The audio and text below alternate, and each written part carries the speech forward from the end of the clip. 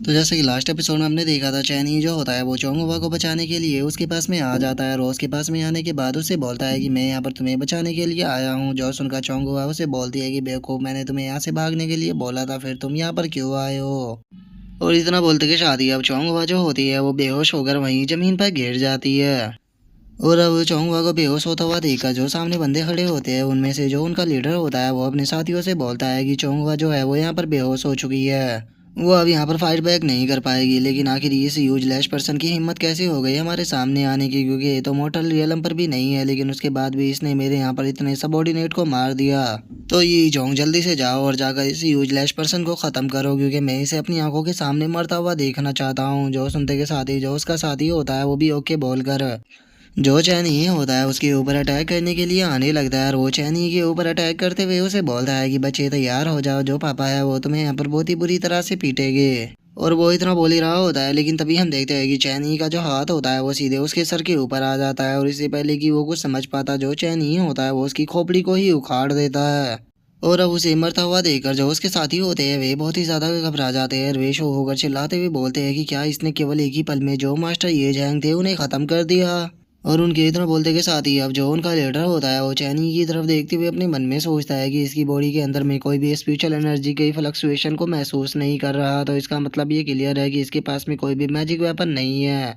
तो क्या ये यहाँ पर अपनी बस फिजिकल ट्रेनिंग के बदौलत इतना ज़्यादा पावरफुल बन चुका है कि इसने यहाँ पर जो ये जोंग था उसे केवल एक ही अटैक में ख़त्म कर दिया। और इतना सोचते के साथ ही अब जो वो लीडर होता है वो चैनी से बोलता है कि मैं समझ चुका हूँ कि तुम यहाँ पर एक फिजिकल कल्टीवेटर हो और जो तुम्हारी फिजिकल स्ट्रेंथ है वो बहुत ज़्यादा है। और तुम्हें मैं बता दूँ कि ये जोंग जो था वो हमें सबसे ज़्यादा कमज़ोर था, इसीलिए उसे तुमने यहाँ पर मार दिया। लेकिन अगर तुम्हें ऐसा लगता है कि अपनी इस स्किल की बदौलत तुम हम सभी को भी मार सकते हो तो तुम बहुत बड़े बेवकूफ़ हो। लेकिन चलो उसके बाद भी मैं तुम्हें यहाँ पर एक ऑफर देता हूँ, तुम जो चोंग हुआ है उसे हमारे हवाले कर दो और उसी के साथ में जिस सीक्रेट मेथड की तुम प्रैक्टिस करते हो वो मेथड भी हमें दे दो। मैं तुमसे वादा करता हूँ कि मैं केवल यहाँ पर तुम्हारी जान को ही नहीं बख्शूंगा, बल्कि यहाँ पर जो ये जोंग को मिलने वाला पैसा था वो मैं तुम्हें दे दूंगा। और इसी के साथ में मैं तुम्हें अपने सेक्ट के अंदर ज्वाइन कराने के लिए भी रिकमेंड करूंगा। जो सुनकर चैनी जो होता है वो उसे बोलता है कि लगता है कि तुमने यहाँ पर सिचुएशन को देखकर उसका कुछ उल्टा ही मतलब निकाल लिया है। शुरू से ही मेरा यहाँ पर तुम में से किसी को भी छोड़ने का कोई भी प्लान नहीं था, मैं यहाँ पर तुम सभी को मारने के लिए आया हूँ। और चैनी के इतना बोलते के साथ ही हम देखते हैं कि वहाँ पर एकदम से बहुत ही बड़े बड़े धमाके जो होते हैं वो होना स्टार्ट हो जाते हैं। और अब चैनी जो होता है वो उन सभी को खत्म कर देने के बाद चोंग हुआ को लेकर वहां से जाने लगता है। और वहां से जाते हुए अपने मन में सोचता है कि आज की सिचुएशन से जो चोंग हुआ है उसके ऊपर कोई भी फर्क नहीं पड़ने वाला, क्योंकि जो चोंग हुआ थी वो अपनी मेमोरी के हिसाब से यहाँ से खुद ही सरवाइव कर कर निकल गई थी। तो इसीलिए मुझे अगर सिचुएशन को बदलना है तो मुझे कुछ और भी करना होगा, क्योंकि अगर अभी की सिचुएशन की बात की जाए तो अगर ओरिजिनल की मेमोरी को देखा जाए और अभी की जो इसकी मेमोरी है उसे देखा जाए तो इस सिचुएशन में काफ़ी बड़ा चेंज है। तो इसीलिए मुझे जल्द से जल्द जो चोंग हुआ है उसे यहाँ पर पावरफुल बनाना होगा, क्योंकि अभी के टाइम पर जो चोंग हुआ है वो पूरे एंशिएंट वर्ल्ड की सबसे बड़ी दुश्मन है। तो इसीलिए जितना जल्दी हो सके उतना जल्दी मुझे जो चोंग हुआ है उसे हेवन एंड ह्यूमन रियलम से ऊपर पहुंचाना होगा, जिसके लिए मुझे सबसे पहले एक शांत जगह को ढूंढना होगा जहाँ पर कि ये बैठकर आराम से कल्टीवेट कर सके। और उसके इतना बोलते ही हमारा व्यू जो होता है वो एक केव के ऊपर आ जाता है, जहाँ पर कि हम चैनी को देखते हैं जो कि किसी चीज को पका रहा होता है। और वहीं दूसरी तरफ जो चोंग हुआ होती है वो वहाँ पर बहुत ही ज्यादा उदास होकर बैठी हुई होती है। और अब चैनी जो होता है वो चोंगवा के पास में आकर उससे बोलता है कि तुम्हारी स्पेस रिंग के अंदर जो एलिक्सर थे वे काफ़ी अच्छे थे, क्योंकि उन्होंने तुम्हारी इंजरी को काफ़ी जल्दी रिकवर करा दिया है। ये कुछ मेडिसन है जो कि मैं तुम्हारे लिए बनाकर लेकर आया हूँ, तो तुम इसे पी लो। जो सुनकर चोंगवा जो होती है वो रोते हुए चैनी से बोलती है कि मैंने तुम्हें वहां से भागने के लिए बोला था, तो फिर आखिर क्यों तुम मुझे बचाने के लिए वापस आए। वे सभी लोग मारे जा चुके हैं जिन्हें कि मैं जानती थी, जिनसे मैं प्यार किया करती थी। मेरी फैमिली, मेरे फादर, मेरे ब्रदर, हर कोई मारा जा चुका है। और मैं भी वहाँ पर मरने के बाद अपनी फैमिली के पास में जाना चाहती थी, लेकिन तुमने ऐसा वहाँ पर नहीं होने दिया। तुमने मुझे वहाँ से आकर बचा लिया। तो क्या तुम चाहते हो कि मैं इस वर्ल्ड के अंदर अकेली जीती रहूं। और उसकी इस बात को सुनने के बाद जो चैनी होता है वो चोंगहुआ से बोलता है कि यहाँ पर कोई भी नहीं है, अगर तुम रोना चाहती हो तो तुम रो सकती हो। जो सुनते के साथ ही अब चोंगहुआ जो होती है वो चैनी के गले लगकर जोर जोर से रोना स्टार्ट कर देती है। और वो रोते हुए बोलती है कि जो मेरे फादर है वो मेरी वजह से मारे गए हैं, क्योंकि जो जू मैन और जो यूशा पैलेस थे वे सभी मुझे चाहते थे। वे चाहते थे कि जो मेरी शादी है वो उनके सेक्ट के अंदर होनी चाहिए, ताकि जो एम्पर यान की ब्लड लाइन मेरे अंदर है वो उनकी फैमिली के अंदर भी चली जाए, लेकिन जो मेरी फैमिली थी वो इस चीज़ के लिए तैयार नहीं हुई। मेरी फैमिली जो थी वो मुझे प्रोटेक्ट करना चाहती थी और मुझे इस चीज़ का पता ही नहीं लग पाया। और मेरी जो फैमिली थी उन्होंने मुझे ही प्रोटेक्ट करने के लिए फॉरेस्ट के अंदर भेजा था। और मेरे वहाँ से चले जाने के बाद जो दोनों सेक्ट थे उन्होंने एक साथ में मिलकर यांग यान सिटी के ऊपर अटैक कर दिया। और एक तरफ जो मेरी फैमिली थी वो उस डिजास्टर से जूझ रही थी और वहीं दूसरी तरफ मुझे देखो मैं पागलों की तरह बस फॉरेस्ट के अंदर प्रैक्टिस करती फिर रही थी। मुझे लग रहा था कि जो मेरे फादर है उन्होंने मुझे बस ये टेस्ट दिया है। जो सुनते के साथ ही चैनी जो होता है वो उसे बोलता है कि जो तुम्हारे फादर थे वो यांग यान के एम्परर थे और वे एंशिएंट वर्ल्ड के सबसे पावरफुल लोगों में से एक थे। तो इसीलिए उन्होंने इस चीज़ को नोटिस कर लिया था कि तुम्हें बताने से सिचुएशन के ऊपर कोई भी फर्क नहीं पड़ने वाला। इवन कि अगर वे तुम्हें इस चीज़ को बता देते तो तुम खुद को ही ब्लेम करना स्टार्ट कर देती। और रही बात मैरिज की, अगर तुम्हारे फादर जो थे वो उसके साथ में तुम्हारी शादी को भी कर देते तो उसके बाद भी बस वे तुम्हारे एम्परर यान का जो ब्लड था उसका यूज करते और जो तुम्हारे रिलेटिव थे वे भी एक तरह से उन सभी के कंट्रोल में आ जाते। और कुछ ही टाइम के बाद वे तुम्हारी पूरी की पूरी फैमिली को अपने स्लेव की तरह यूज करते। तो क्या तुम्हें लगता है कि जो तुम्हारे फादर थे वो इस तरह की लाइफ को जीना चाहते हैं? जो सुनते के साथ ही चोंगवा जो होती है वो चैनी से बोलती है कि क्या वे मुझसे शादी इसीलिए करना चाहते थे ताकि जो हेवनली ब्लड है वो उन्हें मिल सके। जो सुनते के साथ ही चैनी जो होता है वो उसे बोलता है कि देखो मैं इन हेवनली आर्टिफैक्टों के बारे में ज़्यादा कुछ नहीं जानता हूँ, लेकिन तुम इतना खुद भी सोच सकती हो कि तुम चोंग फैमिली की यंगर जनरेशन की सबसे टैलेंटेड डिसाइपल थी। इसीलिए जो बाकी के सेक्ट थे वे तुम्हारे साथ में शादी करना चाहते थे। इस हिसाब से जो हेवनली ब्लड था वो भी उन लोगों के हाथ में चला जाता। और अगर मैं यहाँ पर सही हूँ तो जो तुम्हारी चोंग फैमिली थी उसने जैसे ही उनके मैरिज प्रपोजल को रिजेक्ट किया तो उन्होंने मैरिज की जितनी भी न्यूज़ थी उन सभी को ब्लॉक कर दिया ताकि ये न्यूज़ जो है वो तुम तक ना पहुँच पाए। क्योंकि जो तुम्हारी फैमिली थी वो पहले ही जानती थी कि वे इस बार नहीं बच पाएंगे, इसीलिए वे चाहते थे कि तुम ज़्यादा से ज़्यादा प्रैक्टिस करो और खुद को पावरफुल बनाओ ताकि तुम उन लोगों का बदला ले सको। जो सुनते के साथ ही चौंगवा जो होती है वो रोते हुए बोलती है कि लेकिन मैं क्या करूं, मेरी जो पूरी फैमिली है वो डिस्ट्रॉय हो चुकी है, अपनी पूरी फैमिली के अंदर मैं ही अकेली बची हूँ। जो सुनते के साथ ही अब चैनी जो होता है वो चौंगवा को अपने गले लगा लेता है और वो चौंगवा को अपने गले लगाते हुए उसे बोलता है कि शायद तुम कुछ बोल रही हो, तुम अभी भी अपनी फैमिली के अंदर अकेली नहीं हो, यहाँ पर मैं तुम्हारे साथ में हूँ। और एज ए सर्वेंट मैं हमेशा ही तुम्हारे साथ में रहूंगा, मैं कभी भी तुम्हें छोड़कर नहीं जाऊंगा। जो सुनते के साथ ही अब चौंगवा जो होती है वो दोबारा से रोना स्टार्ट कर देती है। और उसके इतना बोलते के शादी हम थोड़ी देर बाद का सीन देखते हैं जहाँ पर की चौंगवा जो होती है वो चैनी के हाथों में पड़कर सो चुकी होती है। और उसके सो जाने के बाद चैनी जो होता है वो अपने मन में सोचता है कि चौंगवा यहाँ पर एम्परर यान की ब्लड लाइन को पोजेस करती है। तो इसीलिए कोई भी फैमिली नहीं चाहेगी कि इस तरह का जो पावरफुल सेक्ट है वो ग्रो करे, क्योंकि इस तरह का पावरफुल सेक्ट जो है वो पूरे वर्ल्ड के ऊपर रूल कर सकता है। और इस चीज़ को जो दोनों किंग है वे भी समझ चुके होंगे, इसीलिए उन्होंने चोंग फैमिली को ख़त्म किया क्योंकि वे भी फ्यूचर की प्रॉब्लम को ख़त्म करना चाहते थे। लेकिन अभी भी कुछ ऐसी चीज़ें हैं जिन्हें लेकर मैं पूरी तरह से क्लियर नहीं हूँ, जैसे कि है ओनली ब्लड जो कि चोंग फैमिली के द्वारा पिछले काफ़ी लंबे टाइम से गार्ड किया जा रहा है। और यहाँ पर अगर उसकी पावर की बात की जाए तो वो अपने यूज़र की जो लाइफ होती है उसे बर्न करने के बाद उसे बदले में पावर देता है। और वैसे तो जो ये हेवनली ब्लड है ये 7 हेवनली आर्टिफैक्टों में से एक है, लेकिन उसके बाद भी ये मुझे बिल्कुल भी कॉमन नहीं लग रहा। जैसे कि जो हेवनली ब्लड है उसे आखिर क्यों एम्परर वेपन का रिप्रेजेंटिंग कहा जा रहा है, आखिर क्यों एंशिएंट वर्ल्ड के अंदर उसे एक किंग के वेपन की तरह देखा जा रहा है। इस तरह के जो क्वेश्चन है उसके जवाब ढूंढने के लिए लगता है कि मुझे थोड़ा घूम कर आना होगा। लेकिन अभी के टाइम पर मेरे सामने एक प्रॉब्लम है कि मैं आउटसाइडर के जो वर्ल्ड है वहाँ पर नहीं जा सकता हूँ, नहीं तो अभी तक तो मैं इन सवालों के जो जवाब है उन्हें पता कर चुका होता। लेकिन छोड़ो, वैसे भी अभी के टाइम पर जो चोंग हुआ है वो इस इल्यूजन की है और जो हेवनली ब्लड है मुझे लगता है कि उसका भी इसके अंदर पक्का इम्पोर्टेंट कोई ना कोई रोल है। और बिना अपनी स्पेशल पावर की मदद के मैं यहाँ पर ये जो इल्यूजन है इसके अंदर ज़्यादा इफेक्ट को नहीं डाल सकता, तो इसीलिए मुझे जो चोंग हुआ है उसकी ग्रोथ के प्रोसेस को यहाँ पर बदलना होगा और उसे जल्द से जल्द पावरफुल बनाना होगा।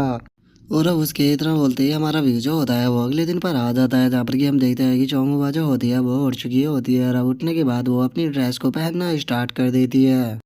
और अब चोंगवा को आता हुआ देखा जो चैनी होता है वो उससे पूछता है कि क्या तुम उठ गई हो। जो सुनकर चोंगवा भी हाँ बोल देती है। जो सुनकर अब चैनी जो होता है वो चोंगवा से पूछता है कि ठीक है तो फिर मुझे बताओ कि अब आगे तुम्हारा आगे का प्लान क्या है। जो सुनते के साथ ही चोंगवा जो होती है वो उसे बोलती है कि जू मैन और याशा को ख़त्म करना, क्योंकि उन बास्टर्डों ने मेरी फैमिली के साथ में जो कुछ भी किया है मैं उन्हें उस चीज़ के लिए कभी भी माफ़ नहीं करूँगी। तो इसीलिए मैंने फैसला किया है कि कल मैं उनकी टेरिटरी के अंदर जाऊँगी और वहाँ पर अपनी आइडेंटिटी को चेंज कर रहूँगी और जैसे ही मुझे मौका मिलेगा मैं उन बास्टर्डों को ख़त्म कर दूँगी। जो सुनते के साथ ही चैनी जो होता है वो उसे बोलता है कि वैसे तुम्हारा आइडिया तो अच्छा है, लेकिन क्या तुमने सोचा है कि अभी जो तुम्हारी फाउंडेशन है वो कितनी ज़्यादा कमज़ोर है? क्या तुम्हें लगता है कि अपनी इस फाउंडेशन के साथ में तुम उन दोनों का सामना भी कर पाओगी? मुझे नहीं लगता कि इससे कुछ भी फ़ायदा होने वाला है। जो सुनते के साथ ही चोंगुआ जो होती है वो चैनी से बोलती है कि मेरे पास में कोई दूसरा रास्ता भी नहीं है, क्योंकि ब्रेक थ्रू करना इतना आसान नहीं होता। मेरे जो फादर थे उन्हें 5,000 साल लगे थे होली रियल में ब्रेक थ्रू करने के लिए, जबकि मेरे फादर को वहाँ पर बहुत सारे लोगों की सपोर्ट थी। लेकिन मुझे देखो, मेरे पास में तो यहाँ पर सपोर्ट करने के लिए मेरी फैमिली ही नहीं है, तो इसीलिए मैं नहीं जानती कि मुझे कितना लंबा टाइम लगेगा होली रियलम पर पहुँचने के लिए। और मैं इतने लंबे टाइम तक इंतज़ार नहीं कर सकती, मैं इतने लंबे टाइम तक यहाँ पर बैठकर नहीं रह सकती, जबकि जो मेरे दुश्मन है वो बाहर दुनिया में मज़े ले रहे हैं।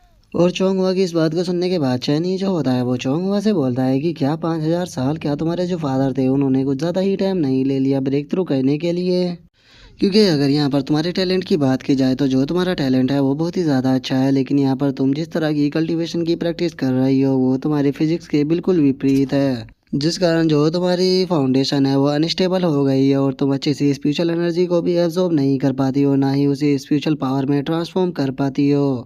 यही कारण है कि जो तुम्हारी कल्टीवेशन की स्पीड है वो इतनी ज़्यादा स्लो हो गई है। इसीलिए जो तुम्हारी स्पेस रिंग थी उसके अंदर से मैंने कुछ पेपर और इंक को लिया था, ताकि मैं तुम्हारे लिए यहाँ पर इसे लिख सकूँ।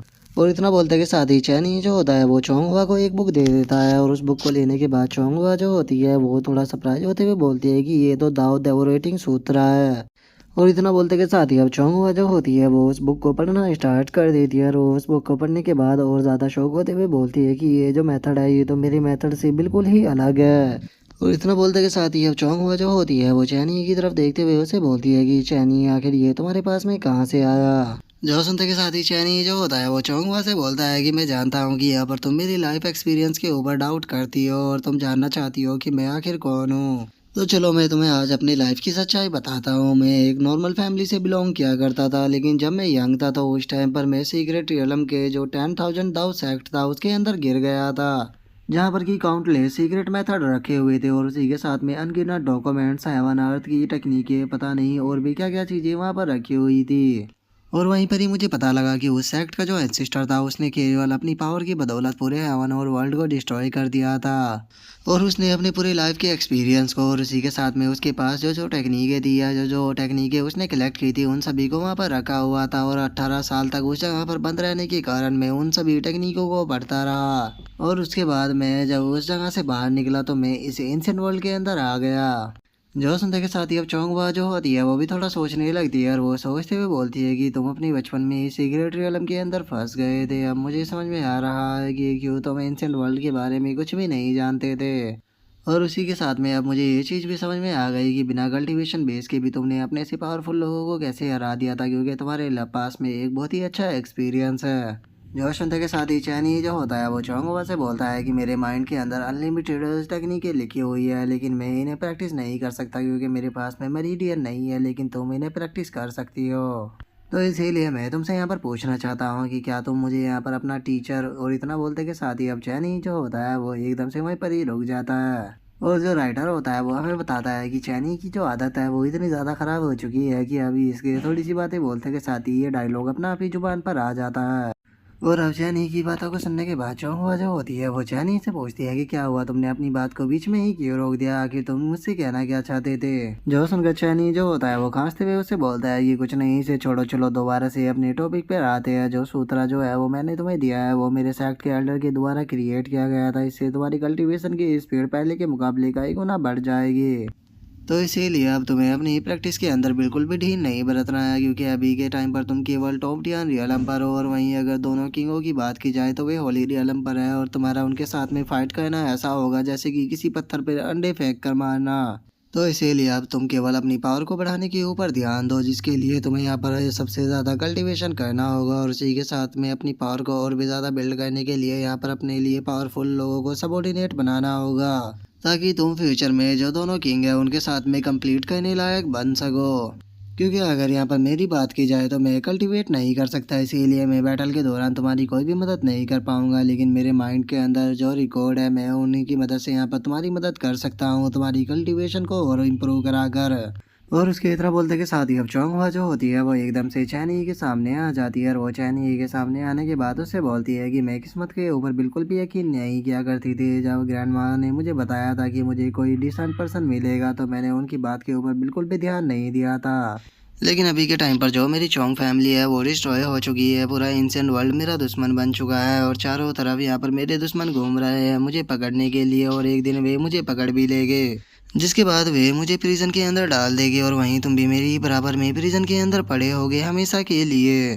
तो इसीलिए मैं तुमसे पूछना चाहती हूँ कि ये सब कुछ जानने के बाद भी क्या तुम मेरा यहाँ पर साथ देना चाहते हो। जो सुनते के साथ ही चैनी जो होता है वो उसे बोलता है कि हाँ मैं उसके बाद भी तुम्हारा साथ दूंगा। जो सुनते के साथ ही चौंगा जो होती है वो उसे हक करते हुए बोलती है कि तुम्हारा बहुत बहुत शुक्रिया। और उसकी अभी इतना बोलते के साथ ही हमारा व्यू जो होता है वो बाहर आ जाता है, जहाँ पर कि हम देखते हैं कि जो फॉर्मेशन होती है उसके अंदर एकदम से आग लगना स्टार्ट हो जाती है, जिसे देखने के बाद जो किंजियान होती है वो शौक होते हुए बोलती है कि सीनियर वूलिंग जो फॉर्मेशन है उसके अंदर आग लग गई है। जो सुनते के साथ ही वोलिंग जो होती है वो उसके पास में आ जाती है और वो उसे शांत करते हुए उसे बोलती है कि तुम्हें पैनिक होने की कोई भी ज़रूरत नहीं है, क्योंकि जिस वोमेन का नाम चोंग हुआ था उसकी यहाँ पर रियल पावर फ्लेम है। तो इसीलिए अगर ये फॉर्मेशन यहाँ पर फ्लेम के साथ में जल रही है तो इसका मतलब ये है कि जो तुम्हारे मास्टर है वो उसकी मेमोरी को दोबारा से अच्छे से रिबिल्ड कर रहे हैं। और अगर ये सिचुएशन इसी तरह से चलती रही तो मुझे लगता है कि जल्दी ही जो तुम्हारे मास्टर है वो उस जगह से उसे लेकर बाहर आ जाएंगे। जो सुनकर किंजान जो होती है वो थोड़ी उदास होते हुए बोलती है कि पता नहीं जो मास्टर है वो वहाँ पर कैसे होंगे, क्योंकि मुझे उनकी बहुत ही ज़्यादा चिंता हो रही है। जो सुनकर वोलिंग जो होती है वो किंजियान को बताती है कि वहाँ के और यहाँ के टाइम में बहुत बड़ा अंतर है। अभी यहाँ पर कुछ घंटे ही बीते हैं लेकिन अंदर पता नहीं कितने दिन बीत चुके होंगे। लेकिन अब यहाँ पर टेंशन लेने की ज़रूरत नहीं है, क्योंकि इस प्रोसेस का जो सबसे हार्ड पार्ट था वो यहाँ पर कंप्लीट हो चुका है। अब तो बस छोटी जो मोटी चीज़ें ही बची है और मुझे लगता है कि जल्दी ही ये सब कुछ ख़त्म हो जाएगा। जिसके बाद अब जो राइटर होता है वो हमें बताता है कि शूत्रा और चैनी की गाइडेंस के कारण जो चोंग हुआ थी उसकी कल्टीवेशन की स्पीड पहले के मुकाबले कई गुना ज़्यादा बढ़ चुकी थी, और 10 सालों से भी कम ही में जो चोंग हुआ थी उसने सक्सेसफुली 3 रियलमों के अंदर ब्रेक थ्रू कर लिया और अब वो केवल होली रियलम से एक ही स्टेप दूर थी। और इससे अलग जो चोंग हुआ थी उसने इन सालों में काफ़ी सारे लोगों को भी रिक्रूट किया जो कि काफ़ी पावरफुल थे और वो अलग अलग स्पीसीज से बिलोंग करते थे, जिन्हें की जो चोंग हुआ थी उसने चोंगहुआ आर्मी का नाम दिया। और जो चोंगहुआ आर्मी थी वो बहुत ही अच्छे से प्रोग्रेस कर रही थी और अगले केवल 5 ही सालों में जो चोंगहुआ आर्मी थी वो पूरे एंशिएंट वर्ल्ड की नंबर 1 आर्मी बन गई। और अब राइटर के इतना बोलते के साथ ही हम एक पर्सन को देखते हैं जो कि चोंगहुआ से बोलता है कि हमारी जो आर्मी है वो काफ़ी अच्छे से काम कर रही है और हमारी इस बार विक्ट्री हुई है, तो इसीलिए हमें इस मौके का फ़ायदा उठाकर नेक्स्ट सिटी के अंदर भी घुसना चाहिए। जो सुनते के साथ ही एक ओल्ड मैन जो होता है वो मना करते हुए बोलता है कि नहीं ये कहना सही नहीं रहेगा, क्योंकि अगर हमने 2 सिटी हारी तो उसके बाद हमारे जो एनिमी है वो गैस कर लेगी कि हम इस जगह पर छुपे हुए हैं। और अगर हम वहाँ पर सिटी को जीतते भी नहीं है तो जो एम्पर यूशा है उसका ध्यान हम लोगों के ऊपर आकर्षित जरूर हो जाएगा, और वो अभी होली रियलम पर है। तो इसीलिए मुझे नहीं लगेगा कि होली रियलम के लोगों को यहाँ पर बुलाना अभी सही रहेगा, क्योंकि वो पूरी तरह से हम लोगों को ख़त्म कर सकता है। जो सुनकर चोंगवा जो होती है वो चैनी की तरफ देखते हुए उससे पूछती है कि चैनी अब हमें क्या कहना चाहिए। जो सुनकर चैनी जो होता है वो चोंगवा से बोलता है कि अभी तक तुमने होली रियलम पर ब्रेक थ्रू नहीं किया है, और अभी के टाइम पर हम याशा या उसकी जो आर्मी है उसकी मैन लोकेशन के बारे में नहीं जानते हैं, तो इसीलिए मुझे नहीं लगता कि इस तरह से अप्रोच करना सही रहेगा। जो सुनते के साथ ही जो चोंगवा होती है वो भी ओके बोल देती है। जिसके बाद अब चोंगवा जो होती है वो चिल्लाते हुए बोलती है कि हमारी जो डिफेंस लाइन है उससे बोलो कि वो 100 मील पीछे हट जाए, और उसी के साथ में जो हमारी मैन आर्मी है उससे बोलो कि वो सिटी के अंदर वापस लौटे। और जो सिटी की आर्मी है उन सभी के पास में जाकर उनसे पता करो कि क्या वे सरेंडर करने के लिए तैयार है। अगर वे सरेंडर करते हैं तो उन्हें आर्मी के अंदर ज्वाइन कराओ, और जो सरेंडर नहीं करता उन्हें वहीं पर ही ख़त्म कर दो। और उसी के साथ में सभी लोगों से बोलना कि उन लोगों ने बहुत ही अच्छा काम किया है और जल्दी ही उन सभी को अच्छा रिवॉर्ड दिया जाएगा। और उसके इतना बोलते के साथ ही अब हम देखते हैं कि एक पर्सन जो होता है वो भागते हुए वहाँ पर आने लगता है, और वहाँ पर आने के बाद बताता है कि और मेजेस्टी जब हम जो सिविलियन थे उन्हें सिटी के अंदर से निकाल रहे थे तो एक सिविलियन काफ़ी ज़्यादा इमोशन हो गया, और उसने कहा कि उसके पास में यहाँ पर बहुत ही इंपॉर्टेंट इन्फॉर्मेशन है योर मेजेस्टी के लिए। जो सुनते के साथ ही चोंगहुआ जो होती है वो बोलती है कि क्या उसके पास में इंपॉर्टेंट इन्फॉर्मेशन है। जो सुनकर वो जो बंदा होता है वो चोंगहुआ को बताता है कि हाँ उसने कहा कि उसके पास में जो हेवनली ब्लड है उसकी मिसिंग हुई वही इन्फॉर्मेशन है। और अब हेवनली ब्लड का नाम सुनते के साथ ही चोंगहुआ भी एकदम से काफ़ी शौक हो जाती है और वो उससे बोलती है कि ठीक है जल्दी से मुझे उसके पास में लेकर चलो। और इतना बोलते के साथ ही अब चोंगुआ जो होती है वो दूसरी जगह पर आ जाती है, जहाँ पर कि एक पर्सन जो होता है वो चोंगुआ को बताता है कि ये जो लड़की है ये हमें ट्रीटमेंट के दौरान मिली थी, इसने अपनी एक आंख को खो दिया है और उसी के साथ में एक हाथ को भी, और उसी के साथ में इसका 10% से भी ज़्यादा जो ब्लड है वो निकल चुका है, तो मुझे नहीं लगता कि यहाँ पर ये जिंदा बच पाएगी। जो सुनते के साथ ही चोंगुआ जो होती है वो उसे बोलती है कि तुम्हारे हार्ड वर्क के लिए बहुत बहुत शुक्रिया, लेकिन अभी के लिए मुझे उसे के पास में लेकर चलो कि वो आखिर कहाँ पर है। और अब चाहूँगा कि इतना बोलते कि शादी जो हमारा आज का एपिसोड है वो यहीं पे कंप्लीट हो जाता है, तो नेक्स्ट एपिसोड में देखिए कि आगे क्या होता है। अगर आप लोगों को वीडियो अच्छी लगी हो तो लाइक करना, चैनल को सब्सक्राइब करना। मैं मिलता हूँ नेक्स्ट एपिसोड में, तब तक के लिए बाय बाय गाइस।